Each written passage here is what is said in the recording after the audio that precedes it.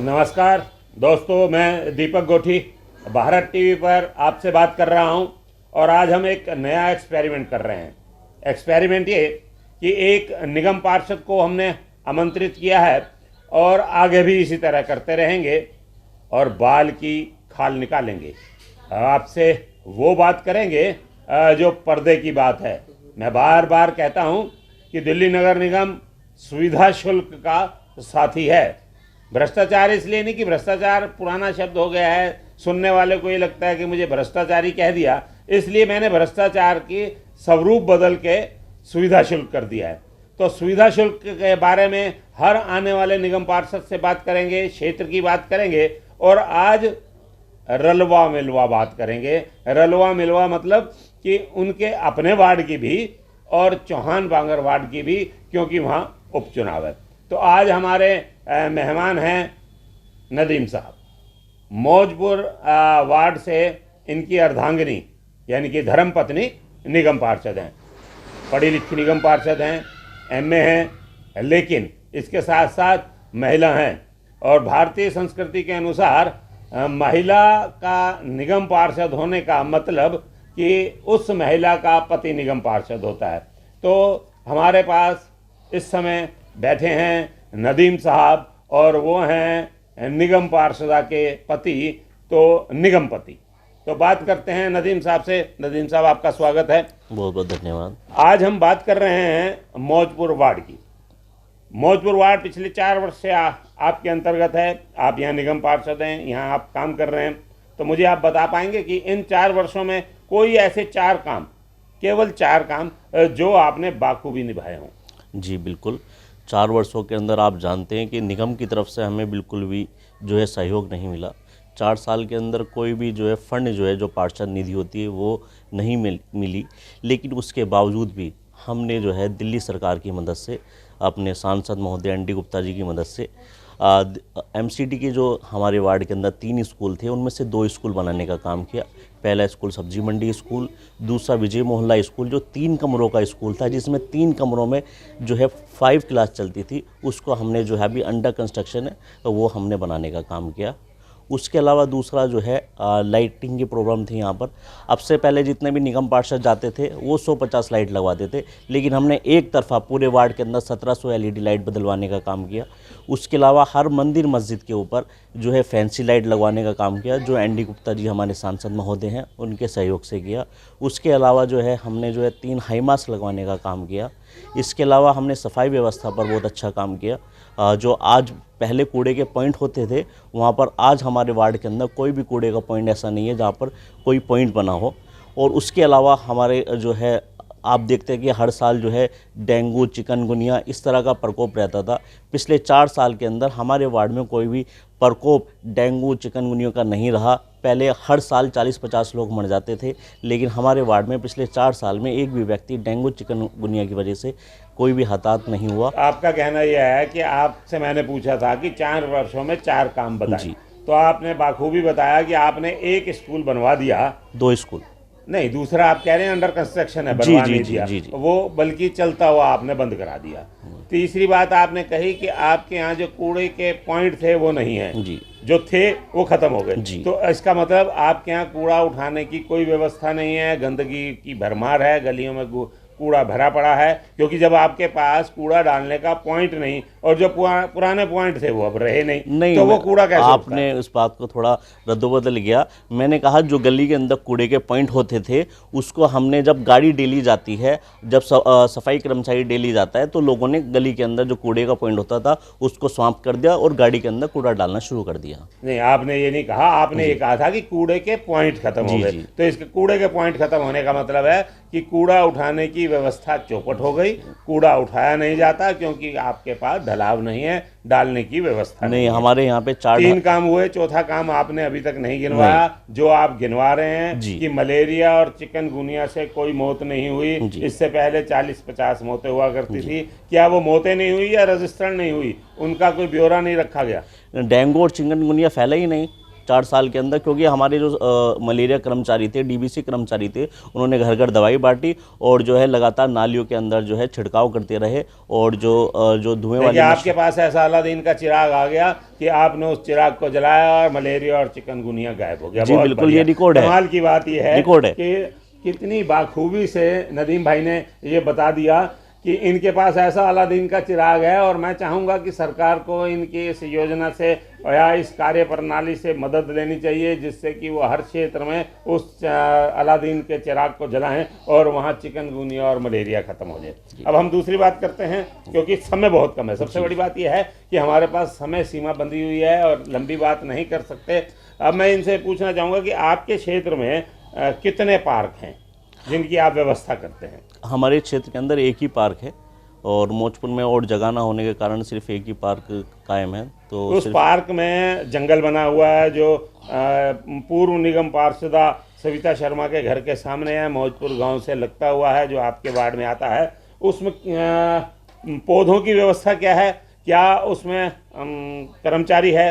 वहाँ जो आता है चौधरी आता है वो वहाँ है? वहाँ पानी की व्यवस्था है, लाइट की व्यवस्था है, एक हाई मास्क लगी थी कई साल पहले, क्या वो जल रही है? इसके बारे में ज़रा विस्तार से बताएं। जी, पहले उसके अंदर हाई मास्क जो थी वो येलो कलर की थी, उसको हमने एलईडी में कन्वर्ट कराया। उसके अलावा पार्क के अंदर जो है 15 लाइटें जो और थी जो सेमी हाई मास्क कहलाती हैं, वो जलती हैं? जी बिल्कुल जलती हैं, उनको बदलवाने का काम किया। हाँ, लेकिन मैं बिल्कुल जो सही होगा बिल्कुल कबूल करूँगा कि हाँ, जंगल बना हुआ है, बीजेपी के सहयोग से वो जंगल बना हुआ है। बार बार हम माली की डिमांड करते हैं लेकिन वो माली नहीं दे पाते, क्योंकि सत्ता पक्ष में वो है, बार बार डिमांड करने के बाद वो कहते हैं माली का रोना रोते हैं। हम कहते हैं भर्ती करो, कह रहे पैसे नहीं हैं। माली नहीं है, ये बड़ी बाखूबी। देखिए नदीम भाई नए निगम पार्षद हैं, पहली बार चुने गए हैं। चुने गए तो मैं इसलिए कह रहा हूँ क्योंकि अर्धांगिनी चुनी गई, तो साथ में ये भी चुने गए। पुराने कार्यकर्ता हैं। हमारे समय में जब हम जवान हुआ करते थे तो मैंने नदीम भाई को बहुत बार पोलिंग एजेंट के रूप में भी देखा है। कार्यकर्ता पुराने हैं, ठीक है, राजनीतिक दल नया हो सकता है लेकिन एक्सपीरियंस होल्डर हैं। और बहुत बढ़िया इन्होंने बताया कि माली तो निगम ने देना है और निगम भारतीय जनता पार्टी की है। एक पंजाबी में कहावत है, मुड़ खोटी बोड़ हेठा, यानी कि गधैया जो है घूम फिर कर उसी पेड़ के नीचे आके खड़ी हो जाती है जिस पेड़ के नीचे उसे छाया मिलती है। तो बिल्कुल इसी तरह नदीम भाई ने घूम फिर कर ठीकरा जो है वो बीजेपी पर फोड़ दिया है। और अब हम थोड़ा सा एंगल चेंज करते हैं और बात करते हैं अपने बिल्कुल पड़ोस के वार्ड की, जहां उपचुनाव है। लंबी बात हो सकती है, मैंने बार बार कहा, मैं एक एक गली के हिसाब की बात करके इनसे हिसाब मांग सकता हूं, लेकिन समय सीमा से बंद होने के कारण बहुत छोटी बात कर रहे हैं। और अब बात कर रहे हैं चौहान बांगर की। आम आदमी पार्टी जोर लगाएगी, क्योंकि आम आदमी पार्टी को भरोसा है सीट पर। आम आदमी पार्टी की ही सीट थी जहां रहमान भाई जीते हुए थे, वो विधानसभा में चले गए, सीट खाली हो गई। नाक की लड़ाई है रहमान भाई के लिए भी और क्षेत्र के लिए भी कि ये सीट अब किसकी झोली में जाती है। अभी टिकटों का बंटवारा नहीं हुआ, कोई भविष्यवाणी करना दोनों पक्षों के लिए गलत होगा, लेकिन हम बिना भविष्यवाणी के क्षेत्र की एक हवा का रुख जानते हुए बात करेंगे। तो नदीम भाई आप बताएं कि आपका जो राजनीतिक विश्लेषण है उसके अनुसार वहाँ कौन निगम पार्षद, अगर आपकी पार्टी टिकट देती है, किसे दे और कौन जीत सकता है? नहीं, ये तो पार्टी तय करेगी किसे दे, पीएससी की मीटिंग तय करेगी किसे दे। लेकिन आम आदमी पार्टी चौहान बांगर वार्ड जीत रही है। पहले भी चौहान बांगर वार्ड आम आदमी पार्टी ने जीता था, विधानसभा आम आदमी पार्टी ने जीता था, अब ये उपचुनाव भी आम आदमी पार्टी जीतने जा रही है। नदीम भाई का कहना है क्योंकि पहले हम थे, आज भी हम ही हैं, लेकिन क्षेत्र में घूमने के बाद एक बात तो स्पष्ट होगी कि वहाँ भारतीय जनता पार्टी का कोई वर्चस्व नहीं है। पिछली बार भी उन्हें 500-700 वोट मिली थी, मैं करेक्ट फिगर नहीं बता पाऊँगा, लेकिन उनकी उपस्थिति केवल वहाँ दर्ज ही होगी कि निगम का चुनाव भारतीय जनता पार्टी वहाँ लड़ रही है। वहाँ मुकाबला है कांग्रेस में और आम आदमी पार्टी में। आम आदमी पार्टी की सीट है और कांग्रेस की ओर से जो एक रुख अपनाया जा रहा है वो अपनाया जा रहा है कि एक यंग ब्लड पर विश्वास किया जाए, और यंग ब्लड भी ऐसा जिसके पिता पिछले 21 साल से विधायक रहे हों। उस बच्चे ने 21 वर्ष काम किया है। 21 वर्ष मतलब एक जीवन। 10 साल का बच्चा काम करने लगता है तो 21 साल का संबंध है, और 21 साल में उन्होंने अपने दोस्त भी बनाए होंगे, और दोस्त दोस्त के काम आता है, ऐसी एक कहावत है। तो वहाँ अब किस करवट उठ बैठता है ये तो मैं दावे से नहीं कह सकता क्योंकि अभी उम्मीदवारों के चयन नहीं हुआ, लेकिन कार्य प्रणाली पर हम चर्चा कर सकते हैं। तो नदीम भाई ये बताएं कि अगर आप वहाँ चुनाव लड़ रहे हैं, अर्थात आपकी पार्टी लड़ रही है, तो वहाँ जैसा कि मुझे सूचना है कि 15 निगम पार्षदों की एक निगम पार्षद को जिताने के लिए ड्यूटी लगाई है, क्या वो सफल होंगे? हाँ, बिल्कुल सफल होंगे। और 15 क्या, पूरी आम आदमी पार्टी जो है वहाँ पर चुनाव लड़ेगी, और लड़ना भी चाहिए। कोई भी पार्टी हो, अपना जो भी कैंडिडेट होता है उसको लड़ाना चाहिए। और खाली एक ही सीट नहीं, दिल्ली के अंदर 5 सीटों पर चुनाव में वहाँ पर आम आदमी पार्टी चुनाव लड़ रही है। नहीं, चुनाव लड़ना जीतना राजनीतिक दल का एक वर्चस्व है। राजनीतिक दल कथा कीर्तन करने वाली पार्टी नहीं है कि वो घर बैठ के चिमटे बजाएंगे, वो राजनीति ही करेंगे और राजनीतिक लड़ाई लड़ेंगे। बिल्कुल। मैं जो पूछना चाह रहा हूँ कि वहाँ जो निगम पार्षद 15 की ड्यूटी लगाई है, अगर वो अपने निगम पार्षद की उस सीट को जीतने में कामयाब नहीं होंगे तो उन 15 निगम पार्षदों का भविष्य क्या होगा? नहीं, ऐसा कुछ नहीं है। आम आदमी पार्टी ने जिम्मेदारी लगाई है, उसके अंदर जो है हर आदमी को जो है अपना अपना जो है पोलिंग स्टेशन जीतना है, पार्टी को जिताना। अब एक ही पोलिंग स्टेशन नहीं, पूरा वार्ड जीतना है, और पूरे 5 की 5 जो निगम की सीट है, 5 की 5 को जिताना है। खाली ये नहीं कि मेरे को चौहान बांगर जीतना है, मेरे को तिल्लोकपुरी भी जीतना है। निगम पार्षदों को जिताने का दावा करते हैं। मैं केवल आपसे चौहान बांगर पर आज चर्चा कर रहा हूँ। मेरा मानना यह है कि 15 निगम पार्षद, 40 वहाँ पोलिंग स्टेशन थे जो अब आपने कोरोना की वजह से 60 कर दिए, 60 पर 15, एक आदमी को 4 लिस्टें, 4 लिस्टों पर एक निगम पार्षद।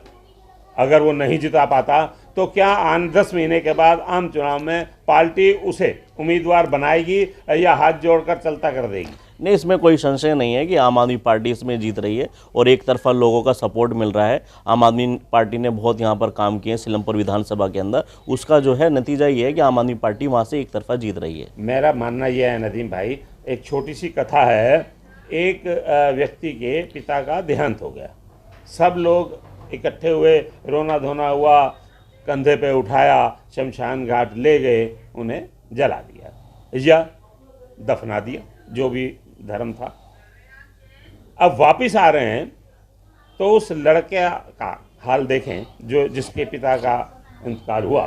वो वापसी आते हुए अपने फूफा से कह रहा है, फूफा अगर लाला हट्टी पे बैठा हो तो कितना सुंदर लगेगा। यानी कि बाप को अपने हाथ से जला के आया है, दफना के आया है, और आते हुए उसका मन नहीं मान रहा। वो अपने फूफा से पूछ रहा है कि फूफा दुकान पे घर जा रहे हैं, दुकान पे लाला हट्टी पे बैठा हुआ कितना खूबसूरत लगेगा। आप भी बिल्कुल वही बात कर रहे हैं कि हम तो जीते हुए हैं। अरे भाई, आप थे, हैं नहीं, अब नहीं हैं, अब आना है। मैं उसकी चर्चा कर रहा हूँ और आप उसी पॉइंट पर खड़े हैं कि हम तो जीते हुए हैं। ऐसा नहीं है। राजनीतिक दल जो हैं, आप देखें कि पिछली बार जब चुनाव हुए तो कांग्रेस 8 सीटों पर आई, और उसके बाद दोबारा जब हुए तो एक भी नहीं आई। दिल्ली में विधानसभा शुरू हुई तो भारतीय जनता पार्टी का शासन हुआ, 5 वर्षों में 3 मुख्यमंत्री बदल गए। उसके बाद कांग्रेस आ गई, 15 वर्ष तक राज किया। अब आप हैं, दूसरे 2 चांस आपके हो गए। तो राजनीति अनसर्टन है, पता नहीं कब क्या हो जाए। तो हम जो चर्चा कर रहे हैं वो इसलिए कर रहे हैं कि अगर वो ना जिता पाए तो उन 15 का भविष्य क्या होगा।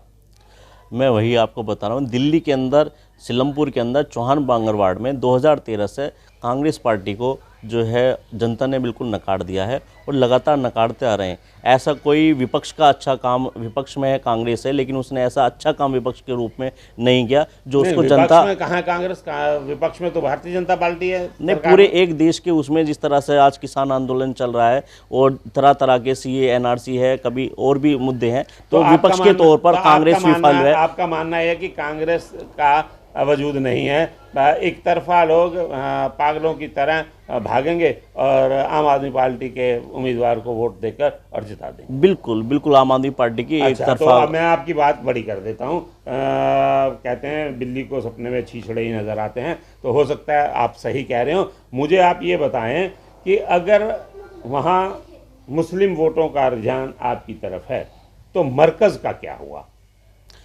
मरकज़ खुला हुआ है। मरकज़ के अंदर नमाजें मरकज़ हो खुला रही हुआ है, मरकज़ में नमाज हो रही है, मरकज़ के अंदर वाइट वॉश हो रहा है। और तो इससे नहीं, बड़ा दो बात सबूत- इकट्ठी कह रहे हैं आप। जी। आप एक तरफ कह रहे हैं वाइट वॉश हो रहा है, एक तरफ आप कह रहे हैं नमाज हो रही है। हाँ, नमाज वाइट वॉश होता है, आदमी वहाँ पर नमाज पढ़ता है, ये बिल्कुल। आप जो है मौलाना साहब जो है जाकिर नगर के अंदर है, वहाँ पर जो है आम आदमी पार्टी ने अमानतुल्लाह साहब ने उनका बहुत साथ दिया है वहाँ पर। अच्छा, तो आम आदमी पार्टी ने बहुत साथ दिया, अमानतुल्लाह साहब ने, और साद साहब को बचा दिया। जी। मुकदमा क्यों हुआ फिर साद साहब पर? मुकदमा क्यों हुआ? उन्हें ढूंढा क्यों गया? आम आदमी पार्टी की तरफ जो मुस्लिम समुदाय एक आशा भरी निगाह से देखता था, अब वो भयभीत है। क्यों? आम आदमी पार्टी ने कभी भी इस तरह से कुछ नहीं कहा। आम आदमी पार्टी ने कहा जो भी बाहर से लोग आए जिन्होंने भी ये कोरोना फैलाया है उसके ऊपर केस दर्ज किए हैं, ये आम आदमी पार्टी ने कहा था। और ऐसा कभी नहीं कहा कि भाई मौलाना साद के ऊपर जो है केस दर्ज किया जाए। आपका कहना यह है कि जो बाहर से लोग आए, जो मेहमान थे, उन्होंने कोरोना फैलाया।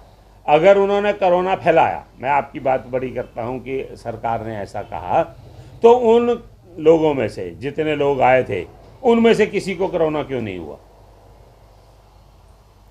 किसी को जो बाहर से लोग आए, बाहर से जो ट्रैवल कोरोना करके आए, लेके ट्रैवल किया बिल्कुल इंडिया के अंदर कोई कोरोना नहीं था। जो बाहर से ट्रैवल करके आ रहे हैं, कोई इंडिविजुअल भी हो सकता है, कोई समूह भी हो सकता है, तो उन्होंने जो है इंडिया के अंदर कोरोना फैलाया है। इंडिया के अंदर जो है दिल्ली के अंदर दिल्ली के अंदर से उत्पन्न कोरोना नहीं हुआ, बाहर से आने वाले लोगों से ही कोरोना हुआ था। बहुत बढ़िया बात हुई नदीम भाई से। इन्होंने बहुत सुलझे हुए नेता की तरह अपने आप को बचाते हुए पार्टी का पक्ष रखा और अंधविश्वास की तरह कह दिया कि आम आदमी पार्टी चौहान बांगर जीतेगी, और इनका दायित्व है क्योंकि ये बिल्कुल पड़ोस की सीट पर हैं और लगती हुई सीट है। कैंडिडेट अभी आया नहीं। अब तक के जो कैंडिडेट हैं उनमें ऐसा माना जा रहा है कि चौधरी मतीन साहब के साहबजादे जुबैर भाई चुनाव लड़ेंगे कांग्रेस की ओर से। कंफर्म नहीं है लेकिन माना जा रहा है। और मेरा मानना यह है कि अगर वो चुनाव लड़ते हैं और दूसरी पार्टियां जब तक किसी सुलझे हुए व्यक्ति को उम्मीदवार नहीं बनाती, तब तक उनका दावा मजबूत है, वो जीत की ओर अग्रसर हैं। उसकी दो वजह, एक तो मैंने बताया कि नौजवान हैं, 21 साल की उनकी दोस्तियां हैं, उनके साथ हैं, लेकिन इसके साथ साथ मैंने ये भी कहा कि दूसरी तरफ से कौन उम्मीदवार आता है, उसकी छवि क्या होती है, वो किस तरह काम करता है और कौन होता है। मेरा इशारा जहां है आप पहुंच रहे हैं।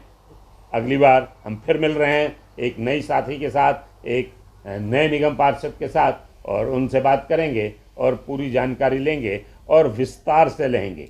इस बार हमारे पास समय कम था क्योंकि हमारे पास 2 टॉपिक थे। अगली बार एक ही टॉपिक होगा, एक ही टॉपिक की बात करेंगे, क्षेत्र की बात करेंगे और बाल की खाल निकालते हुए निगम पार्षद की खाल भी खींचेंगे। जय हिंद, जय भारत।